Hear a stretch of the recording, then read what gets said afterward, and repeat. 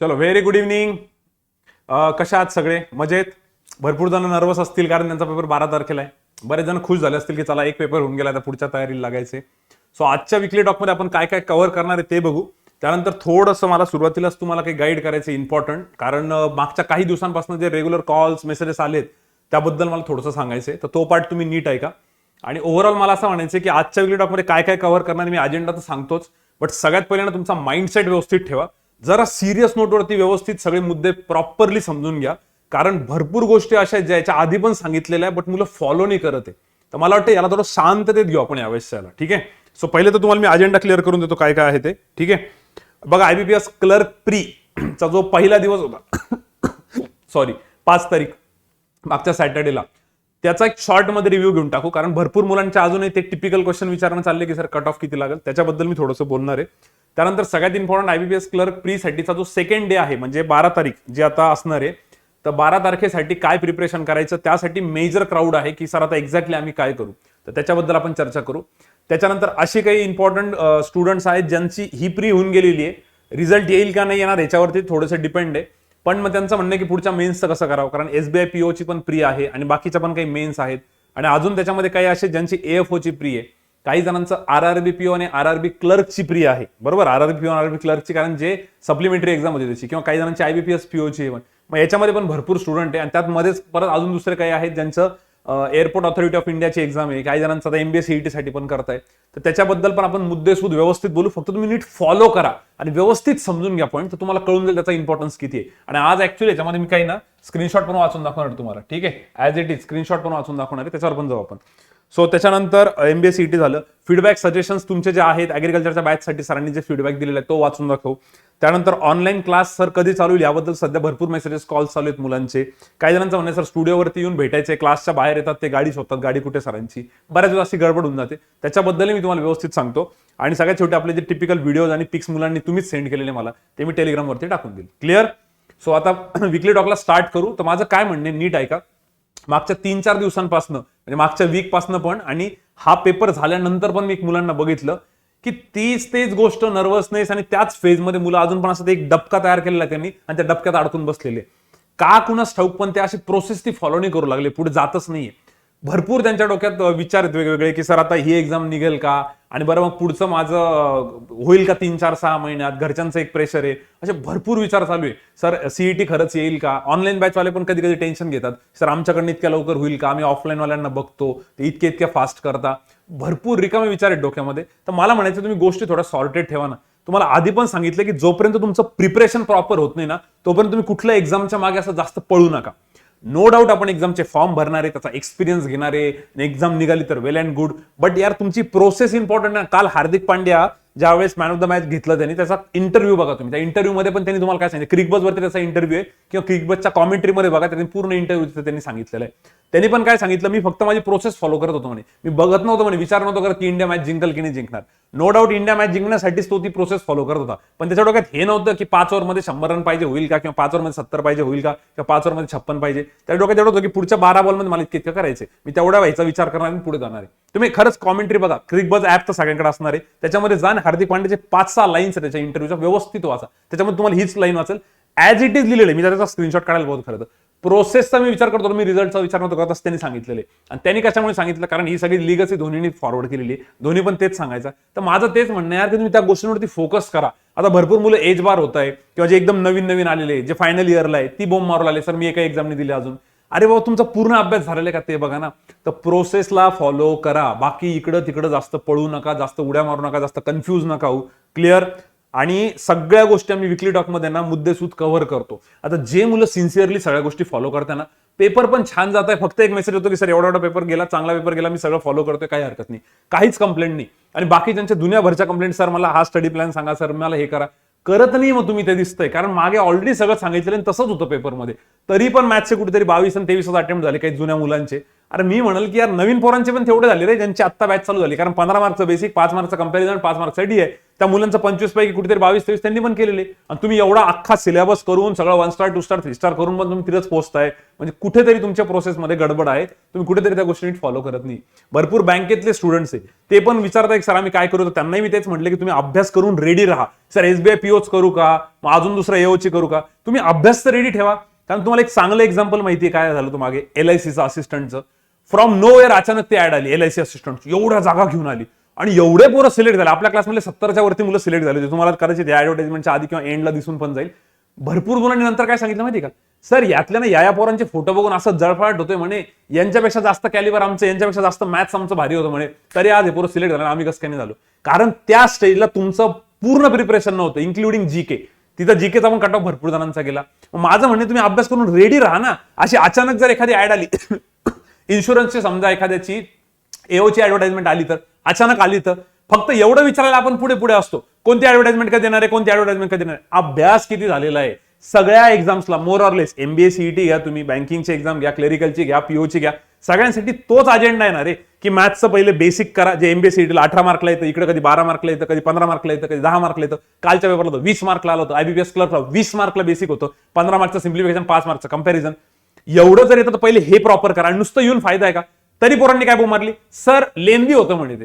अरे come on, surds indices, comparison of variable, surds indices, fractions, याची किती practice करून घेतलेली आहे. ते जर क्लिअर असेल तर त्यातले पण अर्धे क्वेश्चन जमत होते ना, अर्धे ओरल येऊन बाकी ठिकाणी हातपाय चालवायला लागत होते थोडासा. पण मी काय म्हणतोय, 15 क्वेश्चन 5 मिनिटात झाले पाहिजे का, तिथं 10-12 मिनिटं जरी लागत असेल तरी चालतं ना. येता येता 15 मार्क्स. ज्या मुलांनी कंप्लेंट केली ना, मला त्याचं थोडंसं विशेष वाटलं त्या मुलांचं, की यार एकतर मग यांचं हे नाही चाललंय सर सिंपल कंपाऊंड टेस्ट जमल का, टाइम अँड वर्क जमल का, म्हणजे अजून हे तेवढं फास्ट नाही येते. येतंय तुम्हाला पण तेवढ्या फास्ट नाही येत, त्याच्यावरती विचार करा. त्याच्यानंतर दुसरी प्रोसेस काय आपली, DI केसलेट, हे चांगलं करायचं. CET साठी गेले तुम्ही तर DI 2 पकडा, 12 मार्कला, एक केसलेट 5 मार्कला, 17 मार्क, तिथे 18 मार्कचं बेसिक, 35 मार्क कव्हर होता मॅथ्सचे, 50 पैकी 35. आणि इकडे बँकिंगला 35 पैकी 25 कव्हर होता किंवा 20 तरी कव्हर होता. कालच्या पेपरला जर बघितलं माझ्या स्लॉटला, 15 सिम्प्लिफिकेशन, 5 काय कंपॅरिझन ऑफ व्हेरिएबल, किती झाले 20, 5 मार्कचा DI 25, 3 मार्कची केसलेट, एकदम फालतू केसलेट, जे मी एक्सप्लेन पण केली त्या दिवशी. 28 मार्क होते रे त्याच्यामध्ये, फक्त 7 वर्ड प्रॉब्लेम विचारले होते. मग मला सांगा, म्हणजे हे जर तुमचा ढाचा चांगला असला तर तुम्ही बँकेच्या एक्झाम क्लिअर करू शकता. आता AIAच्या एक्झामसाठी मुलं अजून वेगळे कोणते सोर्सेस वापरू, अबे जे आहेत ते तर चांगलं करा. त्याच्यावरती तुम्हाला 10 एक्झाम भेटू लागल्या ना, तुम्ही एका एक्झामच्या मागे का बरं पळताय. आणि त्याच्याबद्दलही मी तुम्हाला पुढच्या विकली टॉकमध्ये सांगणारच आहे की बाबा जर 15 तारखेला फॉर्मची ओपनिंग होणार आहे तर त्याच्या आधी काय काय काय काय गोष्टी करायला पाहिजे. सो हा ढाचा चांगला करा. आणि ज्यांना असं वाटतं की माझा हा ढाचा झालेला तेवढा फास्ट होतोय का ते बघा. कारण की SBI POला जर तुम्ही हलगर्जीपणा केला, तिथं जर का परत म्हटले की सर मला इथं थोडासा वेळ लागला, तुम्ही कॉम्पिटिशनच्या बाहेर, तिथं तुमच्या चालणारच नाही तुम्हाला इथं नाटक. कारण हे IBPS क्लर्क आहे, हे महाराष्ट्र लेवलवरती आहे, ते SBI PO आहे, ते ऑल इंडिया लेवलवरती आहे. तिथं कॉम्पिटिशन तगडी आहे बॉस. थोडी जरी मिस्टेक केली तुम्ही कॉम्पिटिशनच्या बाहेर आहे. त्याच्यामुळे बारीक बारीक छोट्या छोट्या गोष्टी पण क्लिअर ठेवा. क्लिअर, चलो ओके. सो मला बेसिकली हे सांगायचं होतं सुरुवातीलाच की विकली टॉक ऐकताना पण तुमचं माइंडसेट क्लिअर पाहिजे. नो डाऊट मी पुढे सगळ्या गोष्टी सांगणारच तुम्हाला एक एक टप्प्याटप्प्यात, बट तुमचं प्रोसेसवरती फोकस पाहिजे. ठीक आहे, अरे लावता का एकदा. ओके, चला पुढे जाऊ आपण. आता IBPS क्लर्क वरती जाऊ. जीकेचं पण करायचंय तुम्हाला, ज्या मुलांचं पुढचे पेपर आहे. परत जीकेची बोंब होऊन जाते. आणि ते मागच्या वेळेस पण विकली टॉक मध्ये सांगितलंय, किंवा जे मुलं रेग्युलरली विकली टॉक फॉलो करताय ना, थोडं व्यवस्थित बघा की मी जेवढ्या गोष्टी बोलतोय त्यातल्या खरंच किती गोष्टी तुमच्या झालेल्या आहे. आणि मी ज्याही गोष्टी बोलतोय त्या सगळ्या मुलांचा फीडबॅक घेऊन, जे जुने बँकर्स बँकेत आहेत ना त्यांनी पण हेच सजेस्ट केलेलं आहे आणि आपण तीच परंपरा पुढे चालू ठेवलेली आहे. आणि एवढे रिझल्ट आधी आलेले तर आता पण आणण्याची रिस्पॉन्सिबिलिटी तुमच्यावरती आहे. त्याच्यासाठी तुम्ही थोडं सिरियस नोटवरती घ्या. फार काही असं वेगळं करायचं नाही, फक्त या गोष्टी फॉलो करायच्या. क्लिअर, चलो. सो पहिली गोष्ट IBPS क्लर्क डे 1चा रिव्ह्यू देऊ, सॅटर्डेचा. त्या दिवशी तर युट्यूबवरती आम्ही सेशन घेऊन अख्खा रिव्ह्यू दिलेलाच आहे पूर्ण पेपरचा. त्यात मॅक्झिमम रिव्ह्यू 4th शिफ्टचा होता, बाकी शिफ्टचा पण मोर ऑर लेस तसाच होता. बट स्टील जे टिपिकल स्टुडंट आहेत ज्यांचं कधी सुधारणारच नाही, ते सर कट ऑफ सांगा म्हटलं चला सांगूनच देऊ. कारण एवढं फोन, संडेचा दिवस होता पण अर्धा दिवस माझा फक्त त्याच्यावरती गेला, सर कट ऑफ निघेल का, कट ऑफ निघेल का, कट ऑफ निघेल का, आणि किती लागेल कट ऑफ. म्हटलं चला सांगूनच देऊ, म्हणजे पुढचे दिवस तरी खराब जाणार नाही. तर क्वांटचा जो गुड अटेम्प्ट होता ओव्हरऑल सगळ्या शिफ्टचा, तो 22 ते 24 होता. लॉजिकचा 24 ते 26 होता. इंग्लिशचा 22 ते 24 होता. आणि ओव्हरऑल अटेम्प्ट 68 ते 74च्या मध्ये ऍव्हरेज अटेम्प्ट म्हणा तुम्ही मॅक्झिमम स्टुडंट्सचा आहे. सर कट ऑफ किती लागेल, लास्ट टाइमचा 61 पॉईंट समथिंग होता, यावेळेसचा मला वाटत नाही की 65च्या वरती जाईल, 65च्या वरती जाणार नाही, 65च्या आत मला वाटतं राहू शकतो. जर गेलाच वरती, जसा RBIचा अनएक्सपेक्टेडली 87.5 गेला होता ओपनचा, त्याच्यामागे रिझन होतं की त्यांनी बोनस पण तेवढा हेवी दिला होता. त्यामुळे इथं जर तुम्हाला तेवढा बोनस दिला तर 65च्या वरती जाऊ शकतो. पण मग एकटा मलाच मार्क जास्त भेटणार आहे का? नाही, सगळ्यांनाच मार्क जास्त भेटेल. हा, त्याच्यात एक कंडिशन आहे की तुमची अॅक्युरेसी पाहिजे. मग त्याच्यामुळे कदाचित काही जणांची गडबड होऊ शकते जर अॅक्युरेसी नसेल तर. बट मला वाटतं अराउंड 65 तुम्ही एक्सपेक्ट 65च्या बिलो एक्सपेक्ट करू शकता. 65च्या अबो जाणार नाही असं माझी गट फिलिंग आहे.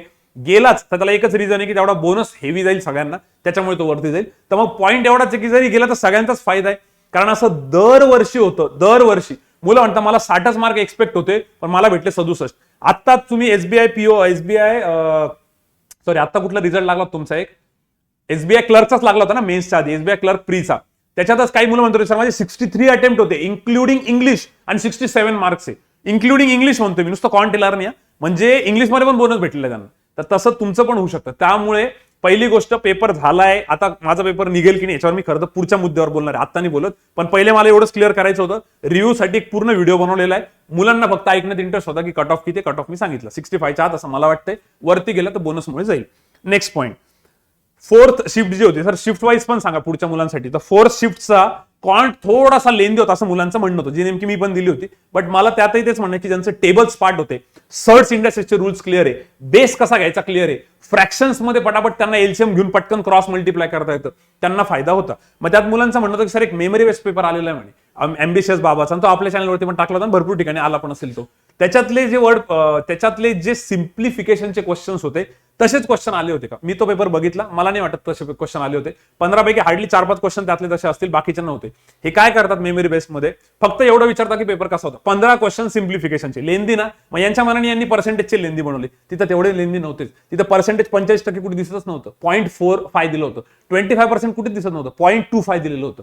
सो बेसिकली यांना आपण ब्लेम नाही करू शकत मेमरी बेस वाल्यांना. हे काय करतात, 15 सिम्प्लिफिकेशनचे क्वेश्चन टाकतात, 5 कंपॅरिझनचे टाकतात, एक डीआय टाकून देतात, 3 मार्कची एक केसलेट टाकतात, 8-7 वर्ड प्रॉब्लेम टाकतात. त्यांना जर बाहेरून सांगितलं कोणते वर्ड प्रॉब्लेम होते, टाइम अँड वर्क, पार्टनरशिप, एक थोडासा स्क्वेअर आणि क्यूब रेक्टँगलचा होता, असे सांगितलं की ते तसं मेमरी बेस बनवतात. त्यांचं बरोबर आहे, बेस्ड ऑन मेमरी ना, फक्त समोरचा सांगतोय म्हणून टाकताय.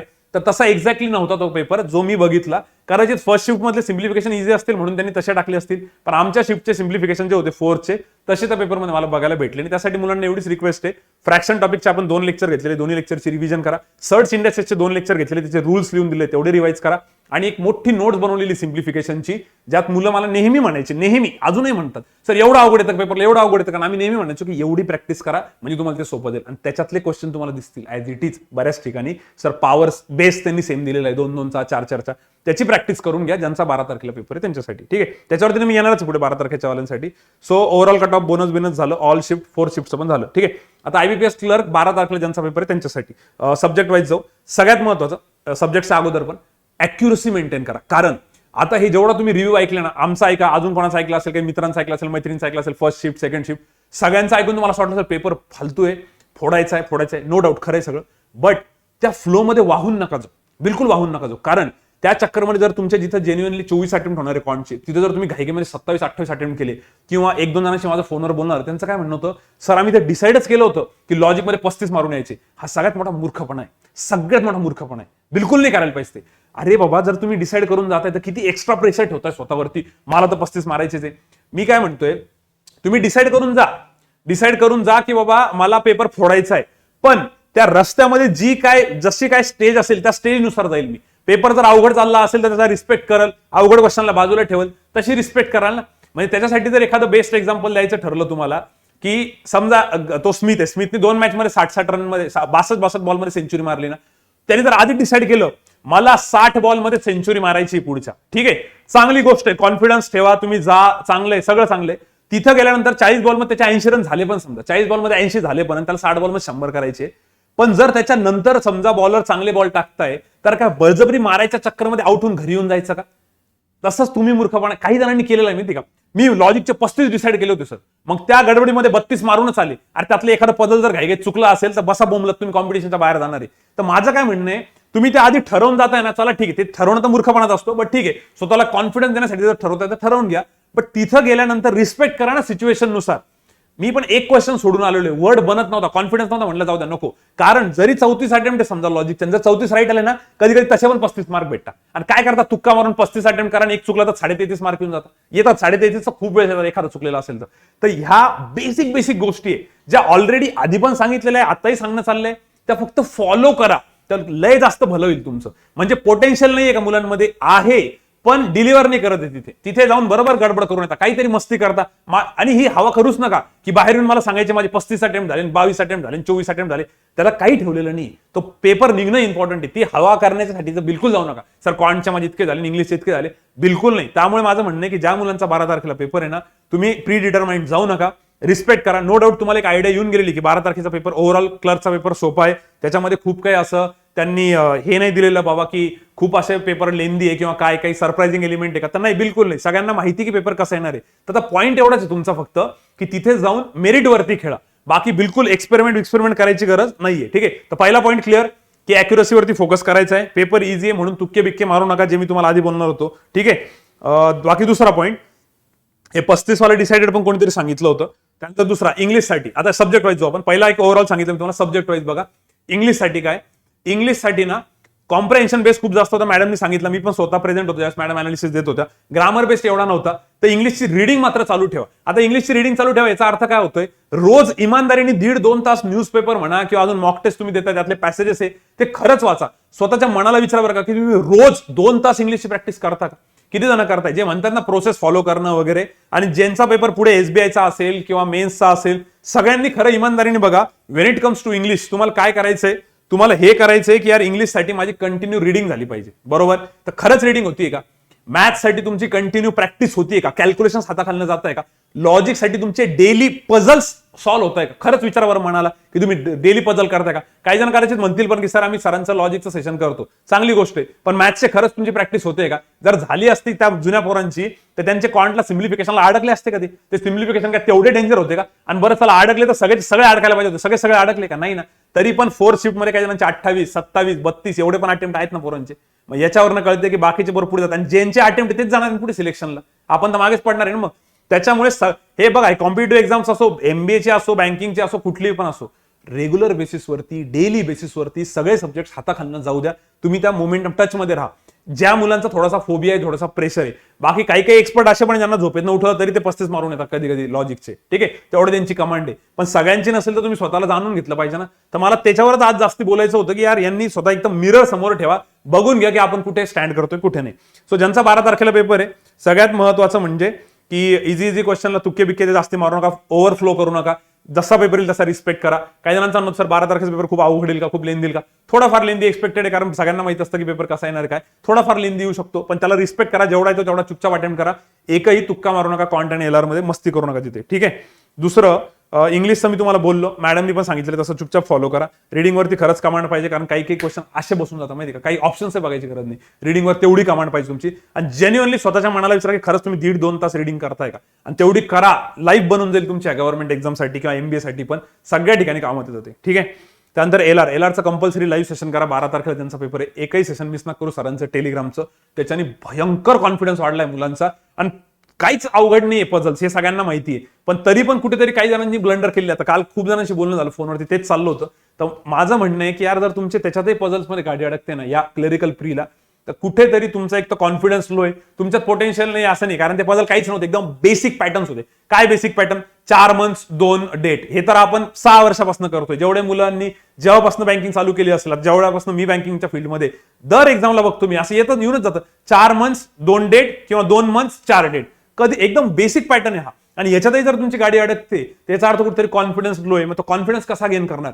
रेग्युलर प्रॅक्टिस पाहिजे. जसं इनइक्वालिटीत तुम्ही अडकता का? नाही अडकत. सिलोजिझम मध्ये अडकता का? नाही अडकत. मग पझल मध्ये कसं काय अडकता? एवढी प्रॅक्टिस पाहिजे की असं दणकन आलं पाहिजे ते. तर तेवढी प्रॅक्टिस करा रेग्युलर बेसिसवरती. त्यासाठी सगळ्यात बेस्ट प्लॅटफॉर्म आहे की बाबा ऑफलाईन सध्या चालू नाही, आपलं ऑनलाईनच चालू आहे. तर मग सर तुमच्याकडनं करून घेताय, तर का नाही करत आहे तुम्ही? तिथं प्रेझेंट राहा, स्वतः रिप्लाय द्या. ते इंटरनेटचे वगैरे इश्यू नका सांगू की सर माझ्याकडे नेट नाही वगैरे. ते लोकांना सोल्युशन काढता येतं. रिझन सांगायला आपल्याकडे हजारो रिझन असतात. ठीक आहे, ते तुमच्यावरती आता तुम्ही बघा. सो तो एक क्लिअर आहे. एलआरची प्रॅक्टिस करत राहा. ज्यांचं ऍग्रिकल्चरचा पेपर आहे ना त्यांनी पण ऐका बरं काय, सगळ्या गोष्टी झाल्या पाहिजे.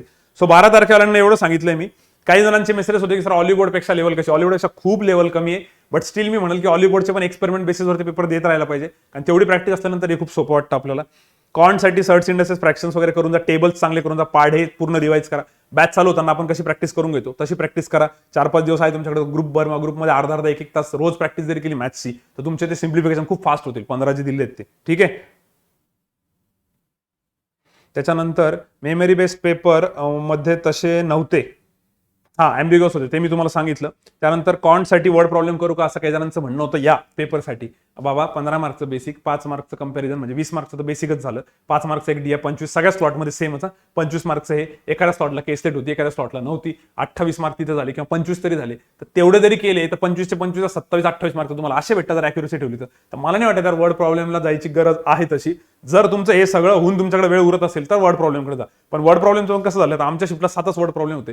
जर 7 वर्ड प्रॉब्लेम होते तर तुम्ही सगळ्या टॉपिकचं एक्सपेक्ट नाही करू शकत. एजसचा प्रॉब्लेम नव्हता आम्हाला, त्याच्यानंतर पी अँड सीन प्रोबॅबिलिटीचा प्रॉब्लेम नव्हता. कोणकोणते प्रॉब्लेम्स होते चला तुम्हाला तेही सांगतोय बघा. टाइम अँड वर्कचा प्रॉब्लेम होता, त्याचा आन्सर 12 होतं. मी काल त्या दिवशी बोलताना 12 बोललो सी अलोन, ते सी अलोन नव्हतं, ए अँड बी टुगेदर विचारलं होतं. आन्सर 12च होतं, फक्त मी विचारताना तुम्हाला चुकीचं विचारलं. मी रिव्ह्यू मध्ये दिलेला आहे क्वेश्चन, आणि जेवढे 7 क्वेश्चन मला त्याच्या व्हॅल्यूज पण माहिती, विथ आन्सर सगळं माहिती आहे. मी पुढच्या लाईव्ह सेशनमध्ये 7चे 7 क्वेश्चन घेऊन टाकल पुढच्या लाईव्ह सेशनमध्ये, ठीक आहे. सो टाइम अँड वर्कचा एक क्वेश्चन होता, त्याचा आन्सर 12 होतं. मिक्सर नॅव्हिगेशनचा एक क्वेश्चन होता 81 होतं. पर्सेंटेजचा एक क्वेश्चन होता इलेक्शनचा, त्याचा आन्सर 3200 होतं. पार्टनरशिपचा एक क्वेश्चन होता 2250 होतं. प्रॉफिट अँड लॉसचा होता 720 होता आन्सर. बोट्स अँड स्ट्रीमचा होता, बोटची स्पीड 14 होती. आणि रेक्टँगल स्क्वेअरवाला एक विचारला होता, पेरिमीटरवाला एकदम फालतू क्वेश्चन होता. भले मेन्सुरेशनचा आपण शिकवत नाही कधी, बट तो पण जमत होता, एकदम नॉर्मल क्वेश्चन होता. पण ठीक आहे, जाऊ दे, तो एखादा सोडून द्या. तर माझं काय म्हणणं, बघा 7च टॉपिकवर क्वेश्चन आहे, तर तुम्ही सगळे टॉपिक करून जाणं, त्याच्यावर पण 7च टॉपिकवर विचारलेले सध्या, कारण 7च क्वेश्चन विचारले, 10 विचारले असते त्याच्यावर 3 टॉपिक ऍड झाले असते. तर माझं काय म्हणणं, जे नवीन स्टुडंट आहे ना त्यांनी त्या फंदात पडू नका. कारण मला ज्यांचे कॉल आले ते नवीन पोरांचे आले, सर आम्ही असं ऐकलं बेसिक अवघड चालले, मग आम्ही वर्ड प्रॉब्लेम करू का. अबे ते बेसिक तुम्हाला सोपं जाणार आहे रे, बाकीच्यापेक्षा तुम्हाला सोपं जाणार आहे, कारण की तुम्ही त्या टच मध्ये ना, तुम्ही आता ऑनलाईन बॅच करताय, तुमचं टच आहे जास्त त्यांच्यापेक्षा. त्या पोरांनी तरी कधीतरी बेसिक आता भरपूर दिवस झाले केले नसणार आहे, त्यामुळे मला वाटतं तुम्हाला तसंही सोपं जाणार आहे. तुम्ही कशाला जी गोष्ट येते त्याच्या मागे पळताय, जे आपले येते तेच नीट करा ना, शांततेत करा, जमून जाईल तुम्हाला ते, ठीक आहे. सो आणि ह्या सगळ्या प्रोसेसमध्ये जर एखादा 15 मार्कचं बेसिक आहे, थोडंसं लेंदी आलं जरी, तर एखाद्यामध्ये क्वेश्चन स्किप केला तरी काही बिघडत नाही. रिस्पेक्ट करा क्वेश्चनची. मग जर एवढं स्किप करून 1-2 स्किप करून जर तुमच्याकडे वेळ उरला तर मग वर्ड प्रॉब्लेमचा विचार करा. त्यात पण वर्ड प्रॉब्लेमचे 3-4 टॉपिक चांगले करून जा, त्यातला एखाद तरी टॉपिक येईल. जसं एजस पार्टनरशिप बऱ्यापैकी शुअर असतात, त्यांनी पार्टनरशिप विचारलं होतं. मी एजस पार्टनरशिप आणि बोट्स अँड स्ट्रीम हे तिघं नेहमी सांगतो बघा. तर यावेळेस पार्टनरशिप आणि बोट्स अँड स्ट्रीमचा एक क्वेश्चन होता, एजसचा नव्हता. हे 3 टॉपिक करून जा ज्यांच्याकडे वेळ असेल त्यांनी. फक्त या 3 टॉपिकला चांगलं जरी केलं, 1-2 क्वेश्चन तिकडनं जरी उचलले तरी चालतात, कारण एनिवे सगळे तर अटेम्प्ट होणार नाही 20 मिनिटांमध्ये. तर तसं डोकं लावू शकता, ठीक आहे. आता पुढच्या 4 दिवसांसाठी ओके, न्यू स्टुडंट्सनी काय करायचं, ओल्ड स्टुडंटनी काय करायचं. आज तर सोमवार आहे, मंगळवार, बुधवार, गुरुवार, शुक्रवार 4 दिवस बाकी तुमच्याकडे. जे नवीन स्टुडंट त्यांनी चुपचाप कॉन्टचा रट्टा मारा, टेबल्सचा वगैरे वगैरे, अप्रॉक्सिमेशन, सिम्प्लिफिकेशनची नोट्स परत एकदा सॉल्व्ह करा. त्यांच्यासाठी एवढं सॉल्व्ह, जसं मुजीबची जी पण बॅच चालू आहे ऑनलाईन, त्यांनी तर एवढंच करायला पाहिजे. लॉजिकचा टेलिग्रामचा लाईव्ह सेशन करा, इंग्लिशची रिडिंग करा, गॅप नका पडू दे, एकही दिवस गॅप नाही पडला पाहिजे, रोज रिडिंग कंपल्सरी करा तुम्ही. आणि मॉक टेस्ट डेली एक द्या, 4 दिवसात 4 मॉक टेस्ट द्या. सर सगळ्या ऑलिवोर्डच्या देऊ का, नको, 1-2 ऑलिवोर्डच्या द्या, 1-2 दुसऱ्या द्या. एक्सपेरिमेंट पण करू शकता तुम्ही, कारण काही जणांच्या ना सेंटर थोडंसं खराब आलेलं आहे. ते सेंटर खराब आल्यामुळे काय झालं असणार आहे, बऱ्याच जणांचं असं म्हणणं होतं सर आम्ही स्टार्ट टू एंड गेलो, सेंटर खराब आल्यामुळे थोडंसं बफरिंगचा प्रॉब्लेम येत होता. तर हो, मग तुम्ही स्टार्ट टू एंड जाऊ शकता. मग स्टार्ट टू एंड पूर्ण लॉजिक अटेम्प्ट करण्याचा प्रयत्न करा, एखाद्या पेपरमध्ये एक्सपेरिमेंट करून बघा. पण परत एकदा सांगतोय, इथं ज्या तुम्ही मॉक टेस्ट देता त्याच्यापेक्षा तिकडची मॉक टेस्ट खूप सोपी आहे, इकडे थोडीशी अवघड आहे मॉक टेस्ट, ठीक आहे. पण मॉक टेस्ट अवघड जरी दिली तर काही बिघडत नाही, चालतं. सो त्याच्यानंतर ओल्ड स्टुडंटनी काय करायला पाहिजे, ओल्ड स्टुडंटनी 4 दिवसात जास्त काही लोड घेऊ नका. ज्यांना एक्सपर्ट आहे, ज्यांचा 12 तारखेला पेपर आहे, सिम्प्लिफिकेशन अप्रॉक्सिमेशनची थोडी काय असेल नसेल ती प्रॅक्टिस करा. आणि स्पीडसाठी थोडे कॉन्टचे क्वेश्चन्स रेग्युलर बेसिसवर वाटत असेल तर सॉल्व्ह करा. बाकी तुमची जी प्रोसेस चालू आहे ती चालू ठेवा. असं काही विशेष काहीच नाही या पेपरमध्ये की ओल्ड स्टुडंटसाठी. न्यू स्टुडंटनी तर थोडंसं लक्ष दिलं पाहिजे प्रीचा पेपर म्हणून. बाकी ओल्ड स्टुडंटनी जशी आपली प्रोसेस चालू होती, जे टेलिग्रामचे लाईव्ह सेशन किंवा मी जे पण पुढे स्टडी प्लॅन सांगणार आहे SBI PO प्रीसाठी वगैरे, तो जरी तुमचा चालू ठेवला तरी चालेल, काही प्रॉब्लेम नाहीये. क्लिअर.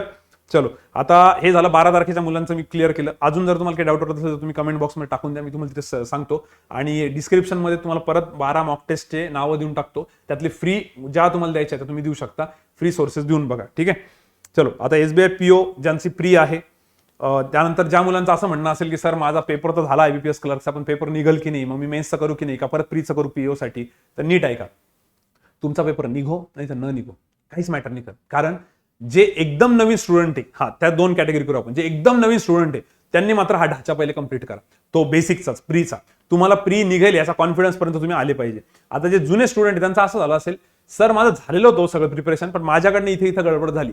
मग तिथं गडबड झाली, त्या मोमेंटला गडबड झाली. त्याच्यासाठी सगळं सोडून आता परत प्रीचं चालू करणं हे मला मूर्खपणा वाटतोय. त्यामुळे जुन्या मुलांनी परत प्रीचं नका चालू करू. मी शेड्यूल सांगतो तुम्हाला, त्यात तुम्ही फिट बसाल. आणि जे नवीन आहेत, एकदम नवीन, जे ऑनलाईन बॅचवाले किंवा ज्यांची आत्ता बॅच झाली, ज्यांना अजूनही बेसिक जमत नाहीये किंवा अजूनही तुमचे तेवढे अटेम्प्ट नाही होते प्रीसाठी, मग तुम्ही प्रीचा पहिला ढाचा कंप्लीट करा. पहिले बेसिक वरती कमांड घ्या, त्याच्यानंतर DI वरती, केसलेट वरती, मग वर्ड प्रॉब्लेमचा नंतर बघू. आणि जर याच्यामध्ये कोणाची ऑनलाईन बॅच चालू असेल तर तुम्ही तर चुपचाप ऑनलाईन बॅच वरती फोकस करा. जास्त इकडे तिकडे उड्या नका मारू. 1000 वेळेस सांगितलेले की एका एक्झामच्या मागे जास्त पळायचं नाही, पहिले आपला व्यवस्थित सिलेबस कंप्लीट करून घ्यायचा आहे. ठीक आहे. सो आता हे बघा, मी जे पण सांगतोय ते SBI PO प्री वाल्यांसाठी पण राहू शकतं, IBPS क्लर्क मेन्स वाल्यांसाठी पण असणार आहे, दुसऱ्या कुठल्या तुमच्या मेन्स आहे, MBA CET प्रिपेअर करणारे त्यांनाही सांगितलं होतं की तुम्ही पहिले SBI वरती फोकस करा, तोपर्यंत तुमचं सगळं प्रिपेअर होऊन जातंय. जे कॉन्ट तुम्हाला इथे शॉर्ट नोटीस वरती विचारताय 22-25 मार्कला, ते तिथं 35 मार्कला विचारताय. मग काय वाईट आहे तुम्हाला ते करायला? लॉजिक पण तिकडे जास्त मार्क्सला विचारताय. त्यामुळे हे करा आणि याच्यानंतर लेवल वाढवू ना आपण. नंतर पहिले SBI पर्यंतची लेवल ठेवा.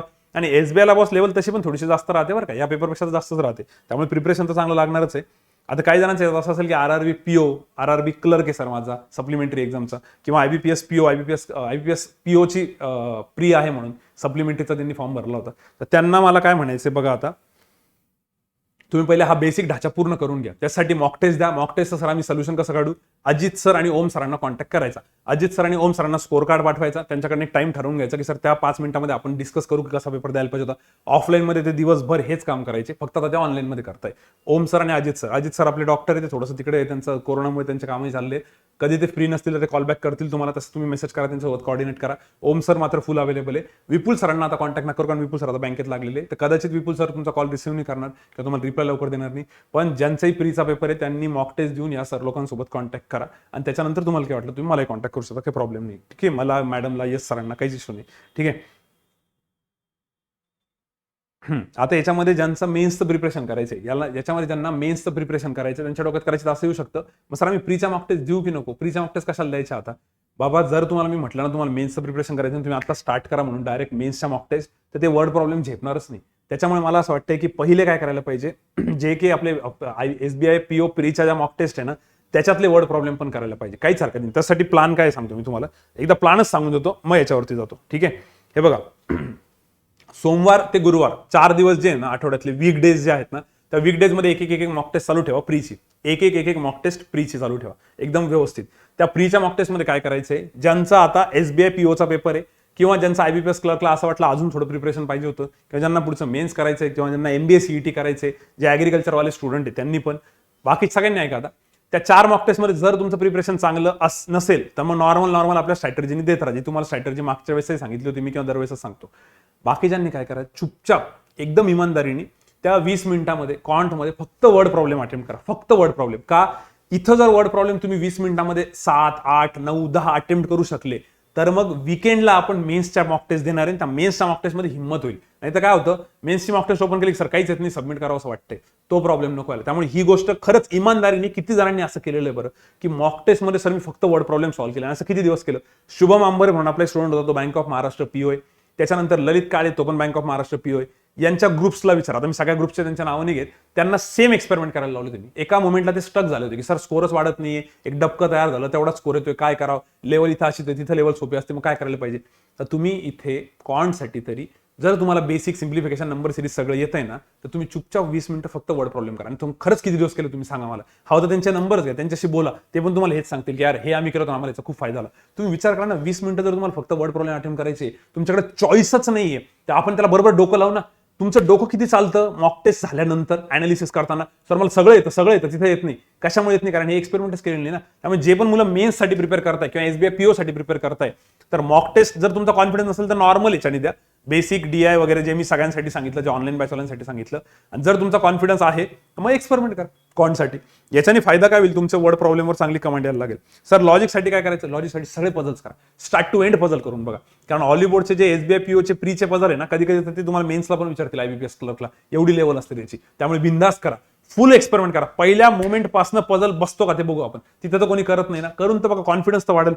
त्यानंतर इंग्लिशसाठी मॅम जे सांगतील ते फॉलो करा. मॅम तुमचे बरेच सेशन पण घेणार आहे, SBI साठी मी पण घेणार आहे, वर्ड प्रॉब्लेमसाठी पण मी सेशन घेणार, त्याच्या काळजी करू तुम्ही. ठीक आहे. बट बरं सर वर्ड प्रॉब्लेमची गरज पडेल का एसबीआय पीओला? आता ज्यांचं बेसिक स्ट्रॉंग आहे त्यांना कदाचित एसबीआय पीओला गरज पडणारच आहे, वेळ पडली तर. इथं यांनी 25 मार्क्स इतकं देऊन टाकलं होतं की मुलं तिथपर्यंत पोहोचलेच नाही, त्यांना गरज नाही पडली. पण इकडे गरज पडू शकते बरं का. आणि एसबीआय पीओचा कट ऑफ जो असतो त्या हिशोबाने तुम्हाला थोडं एक्स्ट्रा काहीतरी करावं लागेल ना. सो एमबीए वाल्यांनी पण आहे का, बाय द वे एमबीए वाल्यांचा एकाचा मला फोन आला होता, तो म्हणतो सर मी डायरेक्ट वर्ड प्रॉब्लेम करू का? माझं सजेशन आहे पहिले ह्या ढाचा तयार करा, कारण हा 35 मार्कला विचारता एमबीएला. 18 मार्कचं बेसिक, 17 मार्कचं डीआय प्लस प्ले स्लेट, 35 मार्क जर हे 5 मार्कचं क्वांटिटी 10 मार्कचे वर्ड प्रॉब्लेम राहतील, त्या 15 मार्क पेक्षा 35 मार्क पहिले प्रिपेअर करा ना. ते झाले असतील तर मग इकडं बाकीचं तुम्ही स्टार्ट करू शकता. ठीक आहे. सो एक्सपेरिमेंट करायचे तुम्हाला एकदम इमानदारीने आणि खरंच स्वतःच्या मनाला विचारा की सर किती मॉक टेस्टमध्ये आम्ही कॉन्टचे फक्त वर्ड प्रॉब्लेम अटेम्प्ट केले, आणि बरं केले किती अटेम्प्ट झाले तुमचे ते तर बघा. ठीक आहे. तर बेसिक कॉन्सेप्ट क्लिअर करा. बाकी दुसरं, ज्या मुलांचं मेन्सच आहे कॉन्टचं सर एवढं केलं, त्याच्यानंतर दिवसभरात काय, तर उरलेल्या वेळामध्ये तुम्ही आता रिव्हिजन चालू करा. कारण काही क्वेश्चन काही वर्ड प्रॉब्लेम इतके सोपे येतात कधी 10च्या 10 नाही, पण 10 पैकी 2 किंवा 3, पण ते 2-3 पिक करता आले पाहिजे. त्यासाठी प्रत्येक टॉपिकची बेसिक कॉन्सेप्ट क्लिअर पाहिजे. जसं आत्ता मागे बोललो होतो आम्ही की आरबीआयच्या एक वर्ड प्रॉब्लेम खूपच सोपा होता प्रोबॅबिलिटीचा, पण प्रोबॅबिलिटी म्हटलं पूर्ण एक हातवर करता नाही आम्हाला जमत नाही. अरे त्यातलं बेसिक तर करून ठेवा, टाइम अँड बेसिक करून ठेवा, कधी एखादा जॅकपॉट लागून जातो. आणि मी ते 7च्या 7 क्वेश्चन पुढच्या सेशनला घेणारच आहे, तुम्हाला कळून जाईल. सो रिव्हिजन स्टार्ट करा. त्याच्यामध्ये पण असं होऊ शकतं की जे मुलं नॉर्मल मॉक टेस्ट देत आहे, सर माझे 17 मिनिटात मस्त वर्ड प्रॉब्लेम जमले आणि शेवटच्या 3 मिनिटात गोंधळ झाला. 3 मिनिटात जर गोंधळ झाला ना, तर 3 मिनिटात असे 3 करायचे हे नका अपेक्षा ठेवू. 3 मिनिटात फक्त एक जो तुम्हाला येतो तो क्वेश्चन पकडा, तो एक झाला की अजून एक नंतर एक, असं हळूहळू केलं तर 3 जमतं. पहिले डोक्यात ठेवलं 17 मिनिट झालेले, 3 मिनिटं बाकी, 3 मिनिटात 3 तर आलेच पाहिजे, मग गोंधळ होऊन जातो. तसं नको व्हायला. ठीक आहे. सो एलआरला स्टार्ट टू एंड करण्याचा प्रयत्न करा. ज्यांना पॉसिबल असेल त्यांनी काय करा, मला वाटतं सोबत पेपर द्या. काही जण रूमवरती सोबत अभ्यास करता, काही जण औरंगाबादला आलेले किंवा काही औरंगाबादचे किंवा काही गावाकडचे ज्यांनी सोबत ऑनलाईन बॅचला ऍडमिशन घेतलेले, तुम्ही एकाला मॉक टेस्ट द्यायला लावायचे, त्याच्या बाजूला बसायचं. औरंगाबादला तुम्ही एक्सपेरिमेंट करू शकता रूमवरती, त्याला म्हणा पेपर दे तुमच्या बाजूला बसतो, लिटरली बाजूला बसा. त्याला एवढं प्रेशर येईल ना, त्याचं तुमच्या समोर सॉल्व्ह नाही करू शकणार. मग ह्या प्रेशरमधनं बाहेर कधी निघणार तुम्ही? कारण की जुन्या मुलांचा अभ्यास आहे का, की तुम्हाला नॉलेज नाही, तुमच्याकडे कंटेंट नाही, तुमच्याकडे हे नाही, म्हणून नॉलेज तुमचं सगळं टॅलेंट बिलेंट सगळं आहे, पण प्रेशरमध्ये तुम्ही गडबड करता. तिथे इन्व्हिलेटर बाजूला आला की तुमच्या हात कापायला लागतात की नाही सर समोर नाही जमणार, काय देणं घेणे. त्यामुळे एखाद्या मित्राला बाजूला बसवा. आपण कम्प्युटर लॅबमध्ये तसेच एक्सपेरिमेंट करायचं ना ऑफलाईन मध्ये, तसेच तुम्ही आता करा. दुसरा ऑप्शन नाहीये. बस सर कोणी नसेल सोबत तर घरच्यांना बसवून द्या, त्यांना काही कळत नसेल तरी त्यांना बघा फक्त. ते जरी बाजूला बसले ना तरी तुम्ही घाबरू शकता, माहिती का, त्यांच्या समोर पण जमणार नाही. तसं करून बघा, तुमचा हळूहळू कॉन्फिडन्स वरती. नंतर तुम्हाला काही वाटलंच नाही पाहिजे. आता भरपूर जुने मुलं आहेत ना, त्यांना कोणत्याही प्रीच्या एक्झामला पाठवलं ना काहीच वाटत नाही, कारण त्यांना माहिती की थोडा जरी आपल्याला प्रॉब्लेम आला प्रीच्या एक्झाम मध्ये एखाद्या क्वेश्चन मध्ये, तरी आपण बाउन्स बॅक करू शकतो, कारण त्यांना माहिती की पुढे क्वेश्चन सोपे असतात, हा सोडायचा पुढचा पकडायचा आहे. मग मेन्सला का बरं गडबड होते? भरपूर त्यांचं तेच म्हणणं, सर मेन्ससाठी वेगळं काय करू? पहिले तर तुम्हाला ते माइंडसेट तयार करून घ्यावं लागेल मेन्ससाठी, की बाबा पेशन्सचं काम आहे, आपल्याला येतंय पण आपण त्याला वेळ दिला पाहिजे. त्याच्यासाठी मी म्हटलं की प्रीवरती पहिले एक्सपेरिमेंट करा, घरच्यांसमोर बाजूला बसून त्यांच्यासमोर घाबरले नाही पाहिजे. अनालिसिस मध्ये जमतं तिथं का नाही जमते, तर अशा वारंवार वेगवेगळ्या सिच्युएशन मध्ये टाका. तर वेगवेगळं ते करा, जे तुम्ही कम्फर्ट झोनच्या बाहेर निघा. जे तुम्हाला जमतंय ना ते सोडून द्या. जे वीक पॉईंट आहे त्याच्यावरती जा ना. वीक पॉईंट काय आपला वर्ड प्रॉब्लेम असतो दरवेळेस, किंवा मग पेपरला पूर्ण वेळ तर बसू शकत नाही मेन्सच्या, मग त्यासाठी करा. तसं मला वाटतं चालू ठेवा. ठीक आहे. बाकी स्टॉपवॉच लावून प्रॅक्टिस करायची, हे कंपल्सरी आहे. ठीक आहे. आणि प्री टू मेन्स मध्ये जास्त ब्रेक नाही बरं का एसबीआय वाल्यांसाठी. ज्यांना असं वाटत ना सर मग आम्ही दोन्ही कसं चालू ठेवू, तर तिथे जास्त वेळ नाही तुमच्याकडे, त्यामुळे तुम्ही आत्तापासून करायला की हरकत नाहीये. सो सोमवार ते गुरुवार 4 दिवस काय करायचंय, सोमवार ते गुरुवार 4ही प्रीच्या मॉक टेस्ट द्यायच्या. प्रीच्या मॉक टेस्ट मध्ये फुल एक्सपेरिमेंट करायचे, आणि उरलेल्या वेळात कॉन्टच्या टॉपिकचे हळूहळू रिव्हिजन स्टार्ट करा. लॉजिकचे लाईव्ह सेशन्स करा, इंग्लिशचे लाईव्ह सेशन्स करा, आणि तुम्हाला जी एक्स्ट्रा प्रॅक्टिस वाटते, जो तुमचा वीक एरिया आहे त्याच्यावरती तुम्ही एक्सपेरिमेंट करू शकता पहिले 4 दिवस. आणि शेवटचा जो वीकेंड आहे फ्रायडे सॅटर्डे संडे, त्याच्यामध्ये 2 तरी सेक्शनल टेस्ट द्या आणि एक फुल लेंथ टेस्ट द्या. बस त्या फुल लेंथ टेस्ट मध्ये बघा किती जमते. जेवढं तुम्हाला नाही जमत ते सोमवार ते गुरुवार मध्ये परत एक्सपेरिमेंट करायचे, परत प्रॅक्टिस करायची. क्लिअर. सो पहिले 4 दिवस प्रीच्याच टेस्ट. सर या प्रीच्या टेस्टचा फायदा काय होईल? प्रीच्या टेस्टच्या वर्ड प्रॉब्लेमनी कॉन्फिडन्स मेन्ससाठी पण तुमचा वाढेल, कारण आपण कधी प्रीच्या मॉकमध्ये वर्ड प्रॉब्लेम अटेम्प्टच करत नाही, कधीच नाही करत. भरपूर जण आहे ज्यांची प्री निघून जाते, मेन्स पण देतात, पण तरी म्हणतात की प्रीला आम्ही वर्ड प्रॉब्लेम केलेच नव्हते, विदाऊट वर्ड प्रॉब्लेम आमचं निघालं होतं. हो निघालं होतं, लक चांगलं होतं, बट इथं प्रत्येक वेळेस राहील का असं नाही होणार ना. त्याच्यामुळे 4 दिवस प्री, 3 दिवस मेन्स, सेक्शनल टेस्ट वगैरे बोललो. याचा अजून फायदा काय, जे एसबीआय पीओचा पेपर देणार आहे त्यांची प्री अजून स्ट्रॉंग होत राहील. जे पुढे मेन्स देणार आहे, कुठली का मेन्स असेल ना, त्यांना फायदा होईल, आणि जे एमबीएची पण देणार आहे त्यांनाही फायदा होईल. त्यामुळे हे पॅटर्न मला वाटतं तुम्ही फॉलो करायला पाहिजे. आणि हा खूप मी डिटेलमध्ये सांगू लागलोय, कारण पुढच्या वेळेस मी परत रिपीट नाही करणार. त्यांना सरळ सांगू दिलं मागचा विकले टॉक बघा. ठीक आहे. सो एक full mock test, 2 sectional test. ऑलिवुड डिफिकल्ट जाते, बट स्टील मी त्याला म्हणाल बॅक करा, कारण की त्यातले पॅटर्न्स खूप चांगले असतात. खूपच आवड गेलं त्यानंतर अनालिसिस मध्ये तुम्हाला शिकायला भेटेल की यांनी काय पॅटर्न दिला होता. तो मेन्ससाठी तर ते एक्सपेरिमेंट करतात दरवर्षी, तुम्हाला माहिती आहे. त्यामुळे हॉलिवूड बेस्ट राहील, आणि त्याच्या पलीकडे दुसरे पण सोर्सेस तुम्ही वापरू शकता, काही प्रॉब्लेम नाही. आता जे ऑनलाईन बॅचला आहे, ज्यांचं म्हणणं आहे की सर काय करावं, माझी प्रीची एक्झाम आहे, तर तुम्ही बॅचला पहिले प्रायोरिटी द्या. मी परत परत सजेस्ट करेल, बॅचला पहिली प्रायोरिटी द्या. बॅच झाल्यानंतर मग एक्झामचा मागे लागा. ठीक आहे. आणि ज्यांचे ऑनलाईन पेपर आहे, ऑनलाईन बॅचला आहे 12 तारखेला पेपर, त्यांना मी सांगितलं कसं करायचंय. बाकी जास्त लोड घेऊ नका. जेवढे स्टुडंट ऑनलाईन बॅचवाले, मग ते मॅरिड असो, जॉब करणारे असो, पहिली प्रायोरिटी बॅचला द्या. पहिले तो कंटेंट व्यवस्थित समजून घ्या. 1-2 एक्झाम इकडे तिकडे येतील जातील त्याच्याकडे विचार नका करू जास्ती. तेवढं करून वेळ भेटत असेल तर तुम्ही त्याचा विचार करू शकता. बाकी जे मुलं असे म्हणणार की सर 50-50% चान्सेस आमचे, आम्ही काय करू, त्यांनी पण चुपचाप हे शेड्यूल फॉलो करा. आणि याच्यामध्ये जीके पण ऍड करा. जीके सांगायचं राहिलं, जीके कंपल्सरी रोज चालू ठेवा. जीकेला खंड नका पडू देऊन. त्यानंतर सगळा वेळ जीके मध्ये जातो आणि त्याचा इम्पॅक्ट इनडायरेक्टली क्वांट वर जातो की सर जीके करायचं म्हणजे क्वांट हातातले मार्क तेही जातात आणि ते जीके कधी कधी इतकं विचित्र विचारता की त्याच्याने गेम होतो. मग सर ते खूप विचित्र विचारतात, खूप डीप मध्ये करू का? मला नाही वाटत बॉस, खूप डीप मध्ये करायची काही गरज नाहीये. जे आपलं नॉर्मल आपण जसं जीके प्रिपेअर करतो तसंच करा. तुम्हाला मागच्या सांगितलं पण त्या न्यूजला कसं लक्षात ठेवायचं का, एक न्यूज सांगितली होती बघा तुम्हाला, त्या याची ब्रिज बनवताय म्हणून ब्रह्मपुत्रा नदीवरती आसामपासून मेघालयपर्यंत, मला जेवढं आठवतंय काहीतरी 9 किलोमीटर केलं होतं त्यांनी, 22 किलोमीटरचा ब्रिज बनवला होता 250 किलोमीटर वरनं कमी करून. तर ती मागच्या वेळेस मी तुम्हाला न्यूज सांगितली होती ना, तर तशी न्यूज करा. पण जे नॉर्मल तेवढं करा. एकदम ते हटके विचारतील म्हणून तुम्ही खूप काही करून ठेवायचं, मग ती मेहनत वाया जाईल. ते डॉंकी वर्क येईल, ते डॉंकी वर्क नको करायला. ठीक आहे. आणि MBA CET वाल्यांनी पण पहिले ही प्रोसेस प्रॉपर करा.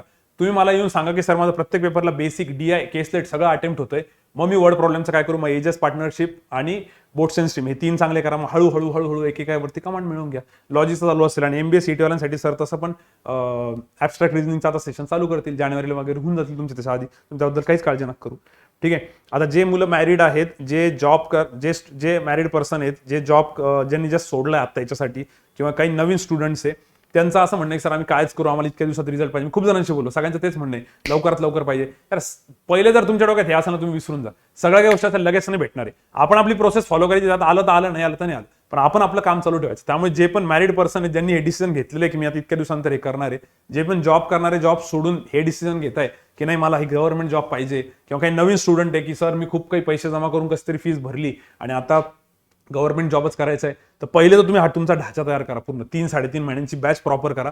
त्यातले सगळ्या मुद्देसूद, सगळ्या कॉन्सेप्ट तुमच्या बेसिक क्लिअर आहे का तेवढं बघा, आणि मग पुढे काय उड्या मारायचं मारू शकता तुम्ही. म्हणून मी म्हणेल की या मुलांनी जास्त जास्त असा अति नका विचार करू. त्यांच्याशी माझं खूप बोलणं होतं ना, खूप विचार करतात ते, मग कसं होईल, मग घरचे काय म्हणतील, यार त्या सगळ्या गोष्टी सोडून द्या. आणि घरच्यांना ना एका लिमिटपर्यंत तुम्ही समजू शकता बरं का, खरं सांगतो. त्याच्यानंतर नाही सांगू शकत. त्यांना हो करायचं आणि आपला अभ्यासावरती आपण फोकस करायचं. कारण तुम्ही त्यांना हे नाही सांगू शकत ना माझी शिफ्ट अशी होती, माझं सेंटर असं होतं, माऊसला असा प्रॉब्लेम झाला. त्यांना काय देणं घेणे, ते म्हणतील एवढे पैसे दिले होते, एवढे पैसे भरले होते, एवढ्या दिवसात रिझल्ट येणार होता, आला आणि तुझं काय करायचं, बस तेवढंच विचारतील. त्यांचं म्हणणं बरोबर त्यांच्या जागेवर. त्यामुळे तुम्ही प्रोसेसला फॉलो करा.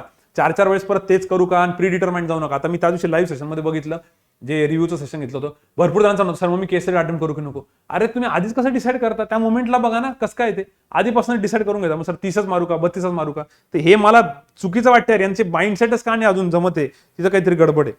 ठीक आहे. सो आता पुढे काय, मला थोडी पाणी पिऊन घेतो मी, एकच मिनिट.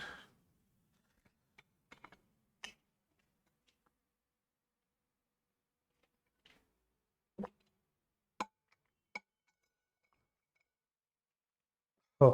सो आता तुमचं स्केड्यूल काय या सगळ्या मुलांचं. मॉक टेस्टचा पिक्चर क्लिअर केला मी. त्यानंतर सब्जेक्ट वाईज तुम्ही प्रॅक्टिस करू शकता. जीके तुम्हाला करायचे, इंग्लिश करायचे, कॉन्टचे टॉपिक वाईज बोललो मी, LRचं डेटा सफिशियन्सी वगैरे अशा गोष्टी तुम्ही चालू करू शकता, ज्यांचं मेन्सचे स्वप्न आहे. आणि त्या खरं तर विकेंडच्या ज्या 3 मॉक टेस्ट असतील ना मेन्सच्या, 2 सेक्शनल आणि 1 फुल लेंथ, तिथूनच तुम्हाला कळेल की तुमचा वीक पॉईंट काय आणि तुम्ही कसं करायचं. आणि शक्यतो 5-5, 6-6 जणांचा चांगला ग्रुप बनवायला चालू करत असं आपण ऑफलाईनमध्ये करायचो, आणि त्यांच्यासोबत स्टार्ट करा. ठीक आहे. त्याच्यानंतर MBA वाल्यांनी तर मी ऑलरेडी बोललो, बेसिक 18, DI केसलेट 17, याच्यावरती पहिले प्रॅक्टिस करा. त्यानंतर वर्ड प्रॉब्लेमच्या मागे लागून जा. ठीक आहे. मी म्हणत नाही की वर्ड प्रॉब्लेम करू नका, पण पहिले हे तयार करा. हातातले मार्क घालून दुसऱ्याच्या मागे पडणं हे मला पटत नाहीये. सेम बँकिंगसाठी पण. ठीक आहे. मेनसाठी सर स्पेशल काय करू असं भरपूर जणांचं म्हणणं असतं, तर मला तरी वाटतं मॉक टेस्ट द्या, तुमचा माइंडसेट तयार करा, कम्प्लीट मॉक टेस्ट द्या. 4 दिवस वर्ड प्रॉब्लेम करून त्याच्यावर थोडासा कॉन्फिडन्स वाढवा. आता एक असं पण करू शकता तुम्ही, काही जणांचं म्हणणं असेल सर माझी वर्ड प्रॉब्लेम सो झालेली, मी कसं करू आता, आणि मेन्ससाठी तर 2 महिने. प्रत्येक आठवड्यात एक टॉपिकचं टार्गेट ठेवा. रोज 1-1.5 तास एक टॉपिक चालू करायचा. समजा टाइम अँड वर्क तुम्हाला चांगला करायचा आहे, तर रोज 1.5-2 तास टाइम अँड वर्कचे प्रॉब्लेम सॉल्व्ह करा. तुम्ही पूर्ण आठवड्याभरात जरी बघितले 20-20 7 दिवस 140-150 प्रॉब्लेम होऊन जातात. सफिशियंट टाइम अँड वर्क संपला, मग प्रॉफिट लॉस घ्या. असं व्यवस्थित करू शकता. आणि त्यासाठी तुम्हाला युट्यूबवरती कॉन्टचे काही लाईव्ह सेशन पण जर तुम्हाला रँडम करायचं असेल तर तुम्ही ते बघा. तर ह्या सगळ्या गोष्टींमधनं जाणं असं पण तुम्ही करू शकता ना तुमच्या हिशोबाने. ठीक आहे. बाकी मला हे सांगण्याचा मेन पर्पज हा होता. आता मुद्दा मी रेकॉर्डेड घेतलं, म्हटलं ऑनलाईनमध्ये जरा प्रॉब्लेम येईल कमेंट्समुळे, कंटिन्यू कमेंट्स तर आता आपण डायव्हर्ट होतो. मेन मुद्दा हा आहे तुम्हाला याच्यामध्ये सांगायचा की तुम्ही फिअर काढून टाका. असं खूप जणांचं होतं, एखादा वर्ड प्रॉब्लेम आला की लगेच घाबरून जातात, आता नाही जमणार आहे, किंवा एखादा पझल आलं की त्यांना इच्छाच होत नाही सॉल्व्ह करायची. तर ते फिअर नाही पाहिजे. इनइक्वॅलिटी आल्यावर तुमची कशी रिॲक्शन राहते, कधी फोडून कधी नाही. सिम्प्लिफिकेशन आल्यावर कसे तुटून पडता तुम्ही, कंपॅरिझनला कशी तुटून पडता. मग तसे वर्ड प्रॉब्लेमला का नाही पडत, तसे पझल्सला का नाही पडत, कारण त्याची तेवढी प्रॅक्टिस नाही केलेली. आणि ते तेवढं सोपं नाही, त्याला तेवढी प्रॅक्टिस केल्यावर त्यात इंटरेस्ट तयार होईल ना. तर माझं म्हणणं, इतकी प्रॅक्टिस करून ठेवा की काही समोरांना असते घाबरले नाही पाहिजे. डेटा सफिशियन्सी किंवा क्वांटिटी ऑन क्वांटिटी आलं त्याची पहिली रिॲक्शन म्हणून थोडीशी निगेटिव्ह असते, आणि चला जाऊ द्या करायचं म्हणून करू. पण ती जी फर्स्ट रिॲक्शन असते ना, ज्या दिवशी तुमची तशी रिॲक्शन येईल की हा सर केसलेट येऊ द्यावर का, आता केसलेटची खूप प्रॅक्टिस केली आम्ही, मागच्या खूप दिवसांपासून खूप केसलेट सॉल्व्ह केल्या, तर एवढे केसलेट सॉल्व्ह केल्यावर कशी मजा येते तुम्हाला केसलेट सॉल्व्ह करायला. तसं माझं म्हणणं आहे की ज्या दिवशी तुमची तशी रिॲक्शन येईल ना समोर की हा मला मजा येऊ लागली, तर समजून घ्यायचं तुमचा तो टॉपिक थोडा प्रिपेअर झालेला आहे. पण ती रिॲक्शनच येत नाही. आता केसलेटला खूप जणांना खूप मजा येते बरं का, की इतकी प्रॅक्टिस केलेली. आणि आपण पण लाईव्ह सेशनमध्ये आता मागे पण युट्यूबवरती पण भरपूर सेशन घेतलेले, त्यामध्ये नेहमी केसलेट इंट्रोड्यूस केलेली आहे. तर ते फिअर काढून टाका. मग ते लॉजिकचा असो, क्वांटचा असो, इंग्लिशचा असो, इंग्लिशची रिडिंग खूप जास्त पाहिजे. असा न्यूजपेपर कधी वाचतो कधी नाही असं झालं पाहिजे तुम्हाला. ती जर फिलिंग आली तर समजून घ्यायचं तुम्ही राईट ट्रॅकवरती, एकदम राईट ट्रॅकवरती. आणि ती फिलिंग अजूनही येत नसेल आणि बळजबरी तुम्ही न्यूजपेपर घेऊन वाचताय, तर बॉस तुम्ही मनापासून करतच नाही, तुम्ही ते नुसतं करायचं म्हणून करताय रटाळसारखं, आणि त्याच्याने मग काही रिझल्ट येईल का नाही येणार ते मला थोडंसं मुश्किल वाटतंय. ठीक आहे. त्यानंतर भरपूर जणांचे कधी कधी ह्या पण कमेंट सर पझल बसत नाही काय करू. अरे मरमर प्रॅक्टिस करायची, बस दुसरं काहीच नाहीये. रोज प्रॅक्टिस करायची, तुम्हाला तो प्रॉब्लेमच जाणवणार नाही. तुम्ही रोज प्रॅक्टिस केले ना तर गॅरंटी ते होऊ शकतं. पण करता का तुम्ही, रेग्युलर प्रॅक्टिस नसेल करत, किंवा इंग्लिश रिडिंग नसेल करत, किंवा कॉन्टची पण सिम्प्लिफिकेशन वगैरे तुमच्या हाताखालनं जाता का, तर या गोष्टींचा विचार करा. या गोष्टींचा विचार केल्यानंतर आपोआप होऊन जाईल. म्हणून मला असं वाटतं की एकदा आरशा समोर उभं राहा, तुमच्याकडनं हे होतंय का एवढं सगळं नीट बघा. त्यानंतर एसबीआय पीओ साठी वर्ड प्रॉब्लेमचे डीआय डेटा सफिशियन्सी वगैरे घ्यायचं होतं, तर हो ते मी नेक्स्ट वीक पासून चालू करायला हवं युट्यूबवरती. वर्ड प्रॉब्लेमचे पण डीआय घेऊ आपण, आणि डेटा सफिशियन्सीचे पण लेक्चर्स घेऊ, त्याच्याबद्दल तुम्ही निश्चिंत राहा. बाकी अनालिसिससाठी अजित सर आणि ओम सर यांना रेग्युलर भेटा, रेग्युलर कॉन्टॅक्ट करा. ते जर बिझी असतील तर टाइम घेऊन टाका. आणि असं नाही की सर मी त्यांना कॉल करा त्यांनी उचलला नाही, अरे बाबा ते पण बिझी असतील, मग कधी ते कॉल बॅक करतील, तुम्ही मेसेज करा. थोडे तुम्हालाही कष्ट घ्यावं लागेल ना. आता सध्या ग्रुप मेंबर्स बनवा म्हणून मला भरपूर जणांनी मेसेज केले, तर ग्रुप मेंबरसाठी मला जर 4 मुलांचे मेसेज आले, मी त्या 4 जणांना एकमेकांचे नंबर पाठवून देतो. बाकी पुढचं काम तुमचं राहील की ते ग्रुप्स बनवून त्याचा फीडबॅक देणं घेणं. ते म्हणतात सर फक्त नंबर आले आम्ही काहीच नाही केलं, काहीच ना करू, मग बसून राहत असत सगळं. तुम्हाला थोडी ना असे आयतं स्पून फिडिंग भेटणार आहे. ऑलरेडी ही भरपूर स्पून फिडिंग आहे. एवढं जर केलं ना रेग्युलर फॉलो, तर आतापर्यंत किती जरी जण निघून गेलेले बँकेत आणि बाकीचेही निघून जातील, आणि आपण फक्त वेटच करू की समोरचा कधी ऍक्शन घेणार आहे. तुम्ही विचार करा ना, एवढं कोणी करत नाही की तुम्हाला सगळ्या गोष्टी थोडी ना आयत्या भेटणार आहे, तर थोडेफार तुम्हाला हातपाय मारावं लागतील ना.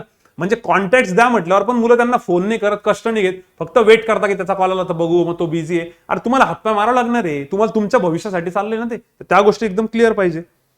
क्लिअर. त्यानंतर फीडबॅक सजेशन जे तुमच्या पटापटा वाचू. बाकी मुलांचं म्हणणं होतं सर स्टुडिओ कुठे असतो, क्लासच्या बाजूला, आम्ही क्लासच्या खाली होतो भेटायला. मी परत परत सांगतोय, स्टुडिओ क्लासच्या तिथं नाही आहे, घरी याच्या खालीच घर आहे माझं, वरती स्टुडिओ बनवलेलं आहे. त्यामुळे तुम्हाला भेटणं पॉसिबल नाही. भरपूर जण एक्झामला येतात आणि रेग्युलर तेच मेसेज त्यांचे की सर तुम्हाला भेटायचं होतं, कोणालाच भेटलेलं नाही मागच्या 8 महिन्यात. फक्त एक्झाम सेंटरवर ज्यांना भेट होती त्यांची होती, बाकी भेटणं थोडंसं मुश्किल आहे. ठीक आहे.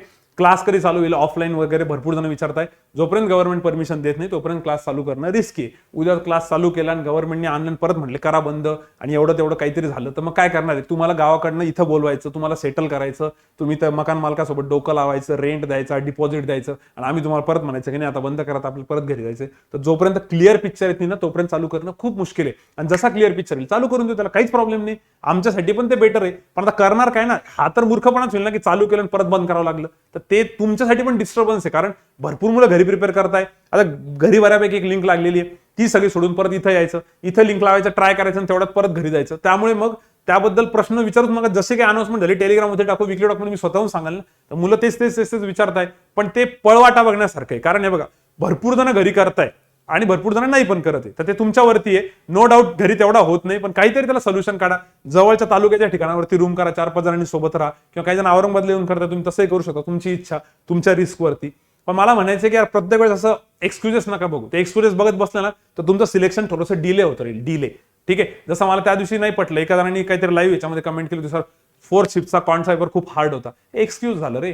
सगळ्यांचे झाले का अटेम्प्ट कमी नाही झाले ना, सगळ्यांचे ओव्हरऑल झाले असते वेगळी गोष्ट होती. जसं की एसबीआय आरबीआयला कॉन्ट थोडंसं टफ होतं, मी सांगितलं, कारण सगळ्यांसाठी टफ होतं. एसबीआय क्लर्क मेन्सला कॉन्ट टफ होतं, सगळ्यांसाठी त्यांनी तेवढं टफ ठेवलं, तुम्ही काही सिलेक्ट करा, त्याला टफ म्हणतो आपण. याला थोडी म्हणणार इथं पूर 28 आणि 27 मार्क नाही, काय टफ म्हणणार आहे का आपण. हे मला नाही पटत यार. हे तुम्ही या गोष्टी थोड्याशा नीट बघा, तुमच्या फ्युचरसाठी द्या.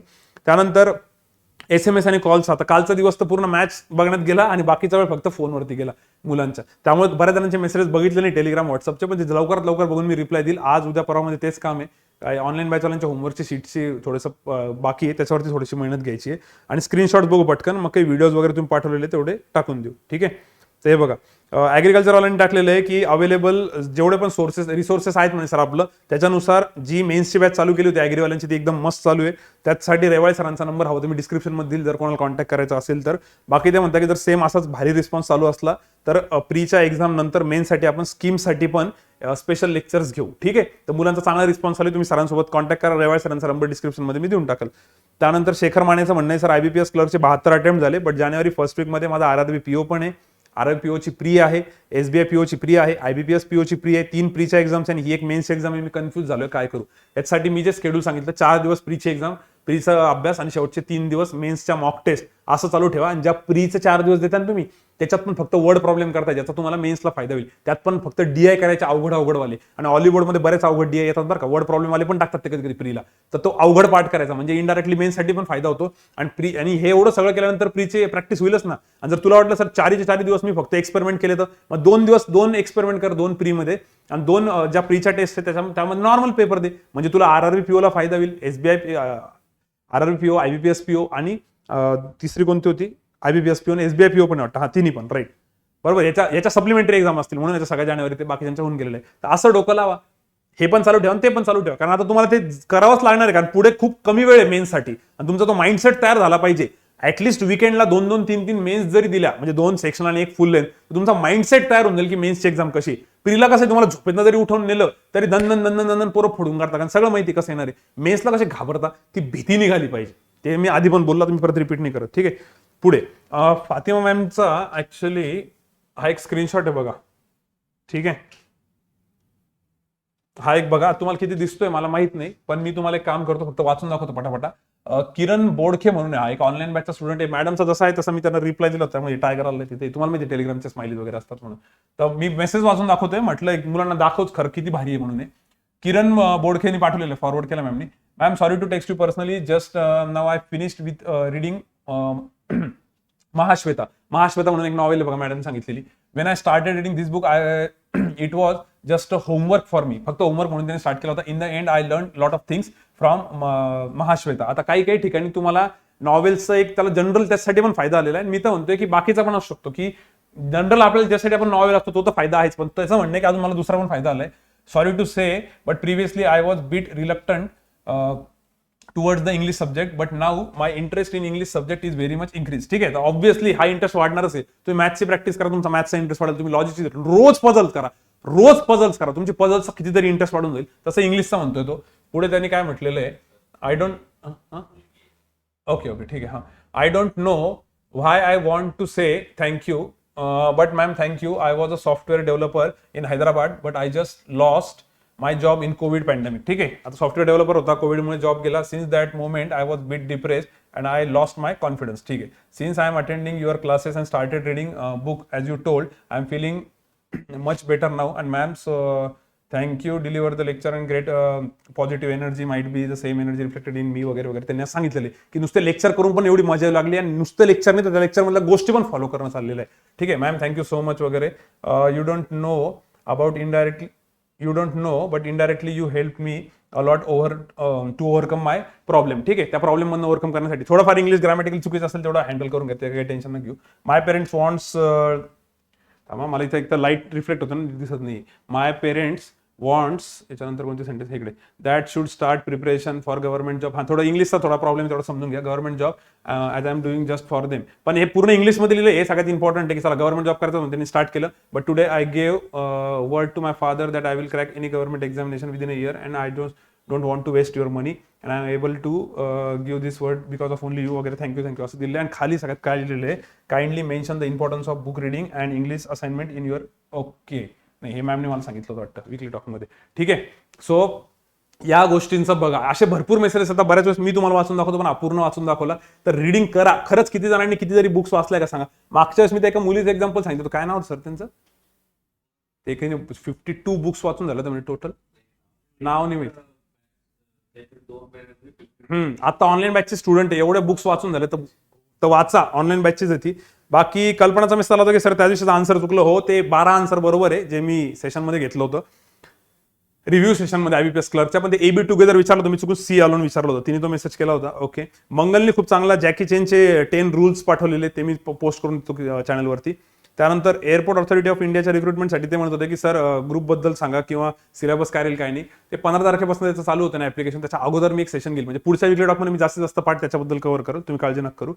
त्यानंतर एकाने मार्टिन ल्युथर किंगचा पण खूप भारी कोट पाठवलेला आहे. या स्टुडंटचं नाव नाही माहिती मला खरं तर, जस्ट असं सेव्ह केलेलं आहे. If you can't fly then run, if you can't run then walk, आणि if you can't walk then, असं प्रत्येक ठिकाणी दिलेलं आहे. त्याचं पुढे एवढंच म्हणणं आहे की some days the action will be the big and some other day the action you are taking will be little. कधी कधी त्या ऍक्शन खूप मोठमोठ्या असू शकतात, कधी कधी खूप छोटे छोटे असतात, पण काही ना काहीतरी करत राहा कन्सिस्टंटली. आणि ह्या पूर्ण आपल्या जे पण कॉम्पिटिटिव्ह एक्झामचं वातावरण आहे ना, याच्यामध्ये तेच आहे, तुम्ही कन्सिस्टंटली करत राहायला पाहिजे, ब्रेक नाही पडला पाहिजे. कितीतरी मुलं असे दिसतात की सर मी एक प्रायव्हेट जॉब सध्या 8-10 दिवस गेलो पण माझा खूप मोठा गॅप पडला, सर मी आजारी पडलो माझा खूप मोठा गॅप पडला. तर गॅप नका पडू देऊ, कन्सिस्टंटली या सगळ्या गोष्टी चालू ठेवा. मग त्यात ते मार्टिन ल्युथरचं मी का बरं हे कोट घेतलेले, तो मला म्हटला की सर हे कोट तुम्हाला आवडलं सांगा. कधी कधी तुमचे खूप जास्त पण अभ्यास होऊ शकतो, कधी कधी कमी पण होऊ शकतो, पण करत राहा. आपल्याकडे एक स्टुडंट होती गीता देवकर म्हणून, ती रोज सकाळी 7 वाजता यायची, रोज सकाळी 7ला कम्प्युटर रिडिंगला, आणि बरोबर 10-11 त्यांचे डबे वगैरे सगळे तिथे, दिवसभर तिथेच बसलेले असते रिडिंगला, सकाळी 7 पासून रात्री 10-11 फक्त रूमवरती झोपायला जायचं, परत येऊन जायचं. तर तिचं रोज येणं चालू असायचं. त्यावेळेस मी अनालिसिस मध्ये तिला विचारायचो कधी रोज सेम अभ्यास होतो का, नाही सर सेम नाही होत म्हणे, कधी कधी खूप चांगला होतो, कधी कधी वाईट होतो, पण करत राहतो म्हणे आम्ही, ब्रेक नाही पडू देत. आणि त्या ब्रेक न पडण्याचा तिचे इतके रिझल्ट आले होते इतक्या कमी दिवसात. शेगाव साईडचीच होती ती, खूप फायदा झाला तिला. आणि तिच्या रेफरन्सचे भरपूर जण इथं असतील पण ऍडमिशन घेतलेले जे ऐकत असतील. तर असं कन्सिस्टंटली तुमचे एफर्ट्स पाहिजे मला वाटतं, त्याच्यावरती फोकस करा. मॅमचा मेसेज सांगितला मी. बाकी सिग्नेचरसाठी परत एकाने मेसेज केला तर सर अशी सिग्नेचर चालते का, तर भाऊ सिग्नेचर चालते, पूर्ण अख्खं नाव कॅपिटल नाही पाहिजे, जसं पूर्ण लेटर्स सगळे, ठीक आहे. बाकी मला वाटतं मागच्या वेळेसचे आता स्क्रीनशॉट हे नाही वाचत मी, मागच्या वेळेस वाचले असतील, ठीक आहे. चलो ओके. हां, बाकी मी एकाला मेसेजचा रिप्लाय देताना गडबड केली होती. मॅथ्ससाठी मी त्याला म्हटलं होतं की नॉर्मल असेल, पण त्याचं म्हणणं सर फिजिक्ससाठी वगैरे काय करू, ते या एक्झामसाठी विचारतोय AAIचा. त्याचं मी बोललो पुढच्या वीकली टॉकमध्ये कव्हर करेल जास्तीत जास्त, कारण याच्यामध्ये माझा स्टडी प्लॅनवर खूप फोकस केलाय. पुढच्याच मुलांना म्हणणार मी हाच ऐका म्हणून जास्तीत जास्त, आणि बाकी काही नवीन अपडेट्स असतील तर कव्हर करू, ठीक आहे. सो करायचं मग स्टॉप. व्हिडिओज आणि काही पिक्स असतील ते मी टेलिग्रामवरती टाकून देतो. बराच लेंदी झालेला आजचा विकली टॉक, पण मला वाटतं की तुम्ही या गोष्टी फॉलो करणार. आणि मला फोनवरती पण तेच बोलून लक्षात आलं की पोरं फॉलो नाही करत आहे, आणि जे करताय त्यांचं एकदम सुरळीत चाललेले, त्यांचे कधी काही जास्त असे मेसेजेस वगैरे येत नाही. मी म्हणत नाही तुम्हाला मेसेज करू नका, पण ते एक साईन कळतंय ना आपल्याला की यांना सांगितलं हे करताय. कधी कधी मिस त्यांना मेसेज करतो, बाबा कसं चाललंय, त्यानंतर सर सगळं विकली टॉकमध्ये तुम्ही सांगताय बरोबर चाललेलं आहे, कधी काय वाटलं तर आम्ही स्वतःहून सांगू तुम्हाला. तर ते करा. फक्त जास्त अति प्लॅनिंग किंवा नुसती चर्चा आणि नुसतंच टेन्शन घेऊन पुढचा विचार करण्यात काही मजा नाही. प्रोसेस फॉलो करा. प्रोसेस पण छोटी बनवली ना, 7 दिवसाची फॉलो करा, तेवढी झाली की परत 7 दिवसाची हळूहळू करू. त्या हार्दिक पांड्याचा एकदा इंटरव्ह्यू होता ऐका क्रिक बस वरती जाऊन, ठीक आहे. चलो will stop here. I hope सगळ्यांना अभ्यास कराल, सगळ्यांनी करा, काळजी घ्या. आणि क्लासेसचं ओपनिंगचं वगैरे पण मी तुम्हाला बऱ्यापैकी आयडिया दिली. अजून काही पॉईंट्स राहिले असतील तर कमेंट बॉक्समध्ये टाका. कमेंट बॉक्समध्ये मी तुम्हाला कमेंटचे लवकरात लवकर रिप्लाय देईल. चलो will stop here. Thank you. Bye bye.